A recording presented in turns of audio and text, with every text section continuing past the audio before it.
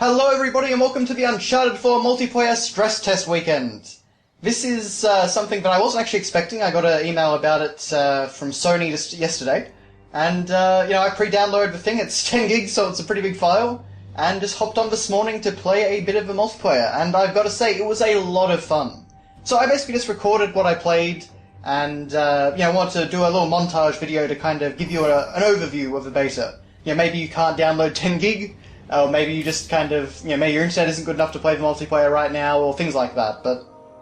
Anyway, so first off, I just wanted to show off the graphics. This game looks absolutely gorgeous. Unfortunately, the PlayStation 4's share video recording feature doesn't really show the game off as well as it could, but, the game just is a real spectacle, not only from a technical perspective, but from an artistic perspective.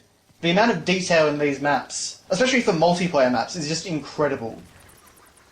But what we're playing here is just the introduction to the game, and this is a single-player mission, I guess, or tutorial, you'd say, which just kind of gets you used to the controls, gets you back into the swing of the Uncharted games.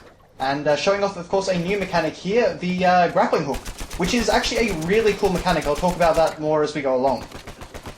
So we just have some basic bots here, just, again, teaching you the mechanics of multiplayer. I tried to get into some fisticuffs here, but unfortunately it doesn't actually go too well. It's a little bit different to how fisticuffs worked in Uncharted 2, but, might make a hasty retreat, I think. But Uncharted 4 is, of course, it's been delayed a few times. It was just delayed again recently due to manufacturing concerns, so that's a bit of a shame, but if I had any concerns about the game, this beta certainly served to assuage them. The game feels fantastic. I am not someone who plays multiplayer shooters really at all, especially now that you've got to actually pay for PlayStation Plus to play online. But the last multiplayer online shooter that I really enjoyed and got into was actually Uncharted 2. I didn't really enjoy Uncharted 3's multiplayer nearly as much. But Uncharted 2 I actually had a lot of fun with, and this really brought me back to that Uncharted 2 feel. The maps are so well designed. There's a lot of different gameplay elements which are a lot of fun. It's all very fast. You don't take long to respawn or anything.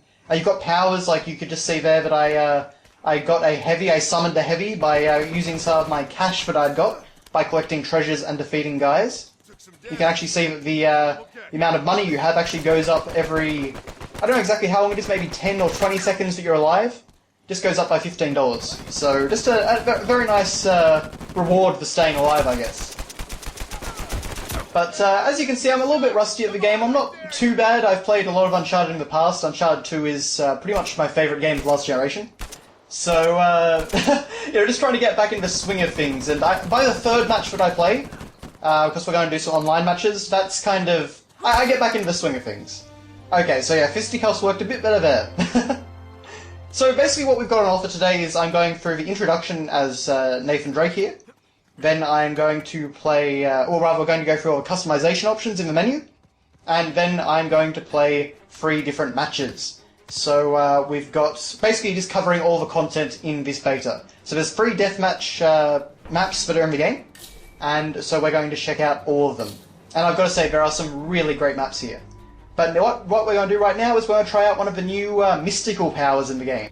And these are all based on the previous Uncharted games. So you can see that we can actually summon the Wrath of El Dorado, which is an artifact from the very first Uncharted game. And rather than turning all the enemies into zombies, it just kind of kills them all. So it's sort of like an area of effect attack. Now, as you can see there, I actually did die in the tutorial, and this is how it happened. Sliding down. Oh, I should have pressed the X button. Ow. So you've got to be careful, actually. The maps can kind of take you unawares. There's a lot of... It's a really good mix of kind of platforming and shooting. But in here we can actually see all the loadouts, and these are basically sort of like your classes in the game. And each one has a different mystical power, so you can see that was the Shintamani Stone from Uncharted 2. Here, of course, we've got a Spirit of the Djinn power. That's on the Recon loadout, and we'll be seeing a lot more of that in my second match. But this is a really cool thing, so you can either use those preset classes, or you can create your own special custom loadout. And I think that is a great balance, because it just kind of suits all players. For someone like me that just wants to jump in, I am more than happy just picking the preloaded classes. And we can also select our character skin. So, there's Nathan's new brother, we've got a bunch of characters from previous games, Lazarevich from Uncharted 2, Catherine Marlowe from Uncharted 3, And we've also got taunts, which is great. These are hilarious. Like that one. Never thought I'd see Nathan Drake doing that, but there you go. And he can actually hold things like he can get a wine glass for some reason and things like that. So there's a lot of fun little options there. But that stuff does have to be bought from the store. And you can see here that you can buy skins in the store, so basically things from previous games like Island Elena, Tuxedo characters, Tactical Lazarevich, lots of good stuff like that. London Marlowe. You can actually get hats, so you can get aviators and fun things like that, which is awesome. And you can actually buy all the taunts. But for now, the game gives you 150 coins, so I'm just going to get Tuxedo Drake. Unfortunately, we're never actually going to get to using those, so that was a bit of a disappointment. I was always on the villain side. So multiplayer matches here are basically heroes versus villains. And out of each group, you can choose your character. They have some new, I believe new dialogue, which is a very nice little touch, but you can see that we're going to take our first map on Madagascar City. So I believe that this is actually one of the areas from the story mode of Uncharted 4, because I'm pretty sure we saw this area in the big truck chase sequence that was shown off at last year's E3. But really the thing that I really want to stress with Uncharted 4, at least from what I've played, is just how well it controls. Ignore that, that's just a bit of network trouble. I didn't really encounter much of that, it only really caused me a problem once. And on the whole, the beta ran incredibly smoothly. I was very, very impressed. Especially this being a stress test weekend.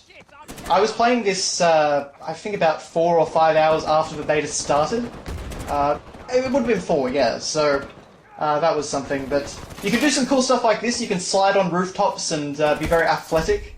You can also find the treasures throughout the map, which gets you extra gold, which you can use on the power-ups in the game. And that's a really cool mechanic in my opinion, because it gives you multiple objectives while you're running around on the map.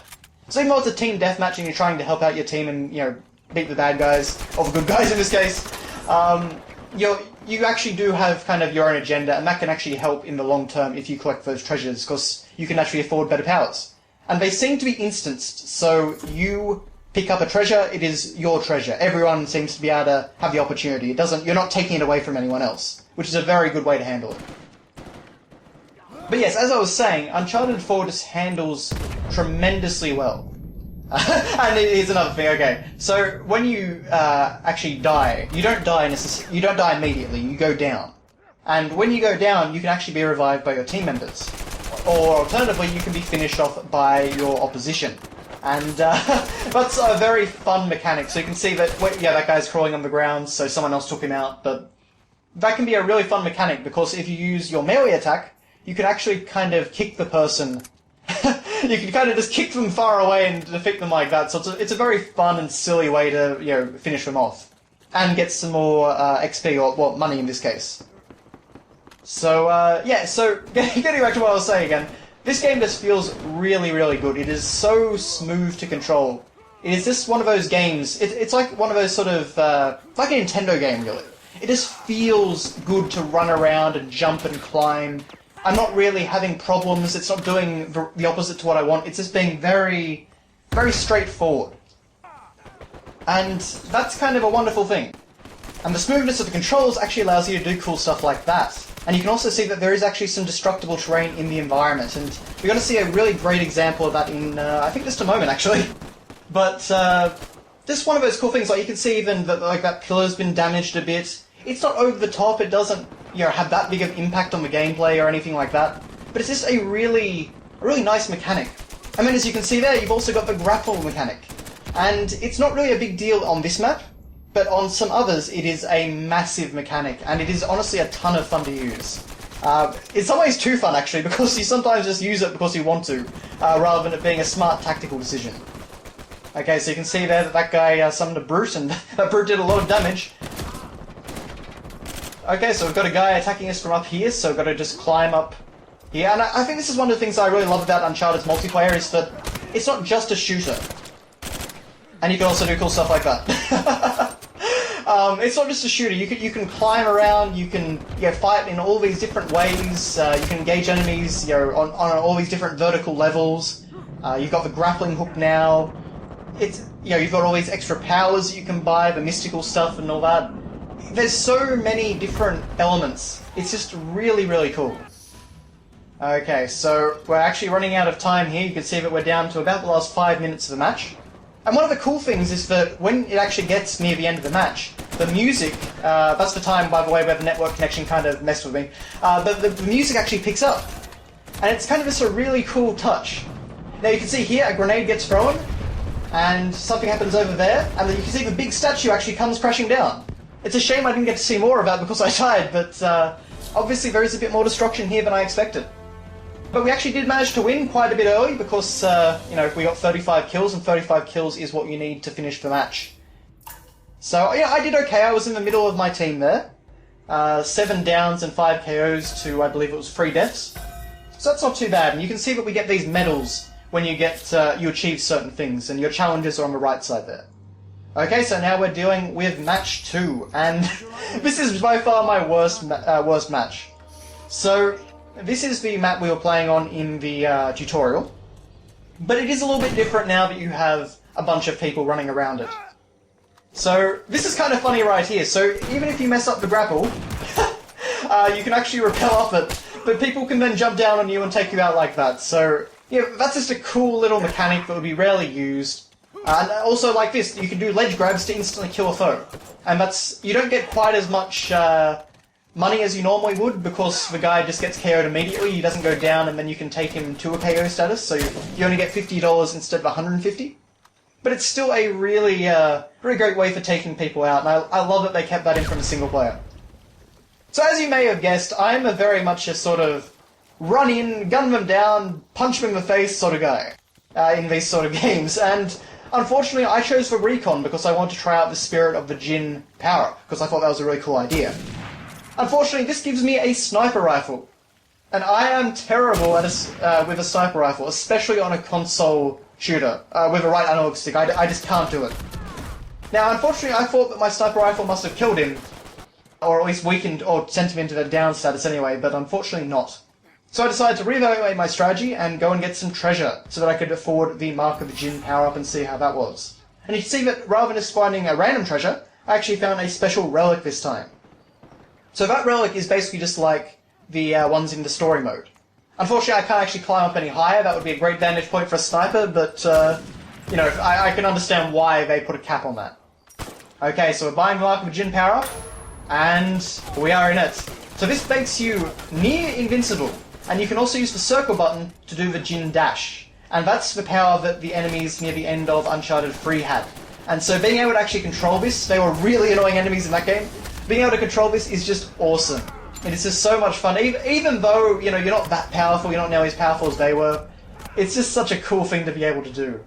Unfortunately, this guy is getting away. So try and gun him down. There you are. But he still survives, even after all those punches and all those bullets, so unfortunately he gets it away. I do not, though. So yeah, see, it gives me a good kick to the face.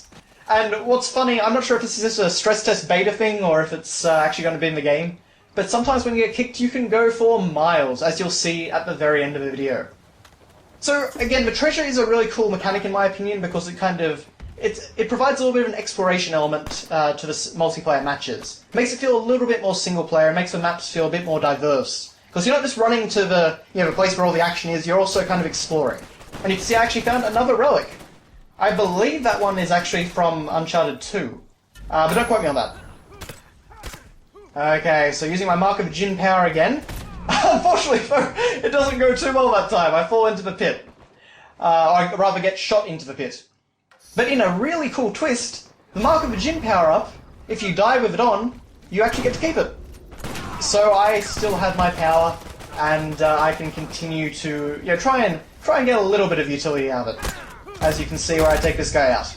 I'm not actually sure if you are invincible in that form, at least aside from pits anyway, but you're certainly much tougher than you normally are.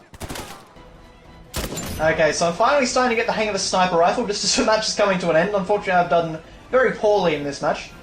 But, you know, I finally do get to have some utility at the very end. So, of course, playing as Flynn in this one, who was, of course, one of the villains in Uncharted 2. But yes, I actually managed to get the very last kill of the match, so there you go. I was useful in the end, and I did get 3 downs and 8 KOs, so, you know, I wasn't the worst. There was one guy there that got 1 down and 0 KOs. Sorry, William, 12355. And you can see I actually did complete a challenge. I KO'd 10 people. Or something like that anyway. The challenge was taking down a certain number of people. So now I'm playing as Marlowe, who was the villain in Uncharted 3. And we're on a very different map here. I can't actually remember what this one was called, but it's a really cool map. This is honestly my favourite of the ones I played. And it seems to take place in the same area as a lot of the cutscenes we've seen from Uncharted 4. But in this map, you're basically jumping around from rooftop to rooftop, going into some very beautifully decorated buildings every now and then. And basically just like having these big brawls across the rooftops. You can do a lot of swinging here, which is very cool. There's this great verticality to it that reminds me of PC shooters of the 90s and early 2000s, and it's so much fun.